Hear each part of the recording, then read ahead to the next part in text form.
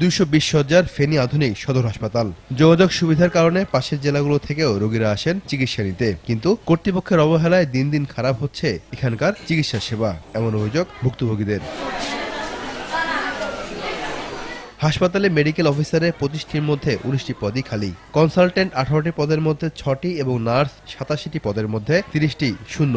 যারা আছেন তারাও ঠিকমতো উপস্থিত থাকেন না বলে অভিযোগ রোগীদের। আমরা সবসময় ডাক্তার দেখাতে আসলে ওষুধগুলো সবসময় পাই। প্রায় সময় হাসপাতালে আসি, ডাক্তার পাই না, অনেক সময় সবগুলো ওষুধ পাওয়া যায় না।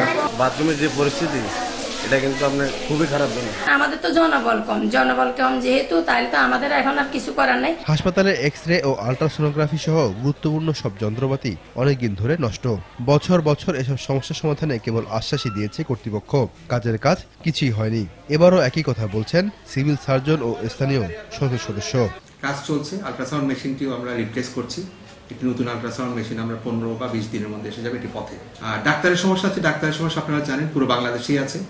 আমাদের আবেদনবিদের সমস্যা আছে, আমাদের এখানে রেডিওলজি কনসালটেন্ট নেই। আশা করছি আগামী 2 মাসের মধ্যে সমাধান হয়ে যাবে। ইতিমধ্যে আমি সিভিল সার্জন এবং সুপারিনটেন্ডেন্টের সাথে কথা বলে এগুলো উদ্যোগ গ্রহণ করেছি। ইনশাল্লাহ আশা করি আগামী 6 মাসের মধ্যেই আমরা ফেনী সদর হাসপাতাল একটি আধুনিক হাসপাতাল হিসাবে আমরা সুপ্রতিষ্ঠিত করতে পারব।